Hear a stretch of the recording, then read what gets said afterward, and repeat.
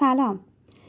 این کاور ضد آب شرکت نوکلئوس استرالیاست. آکوا پلاس. میخوام بهتون نشون بدم چطوری ازش استفاده کنید. اول ایرهوک دستگاه خودتون رو در میارین، کابلش رو هم آروم در بیارین. دقت کنید که باتری حتما باید شارژی باشه. این باتری ها رو نمیتونید توی آکوا پلاس بذارین. اینجا هوا نیست و اینا با هوا کار میکنن. پس حتما باتری که توی دستگاه میذارین باید شارژی باشه. آروم دستگاه رو فشار میدین.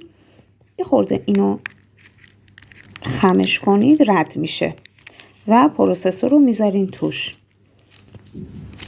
یه جوری که از اینجا بتونید کابلش رو بذارین. حواستون رو بدین که کابل رو به هیچ عنوان نپیچونید. اینو همین جوری بذارینش و یه خورده اینو بدین بالا که کیپ بشه. اینم از این ور در پوشش رو هم میبندین. این الان آماده استفاده است، به همین سادگی.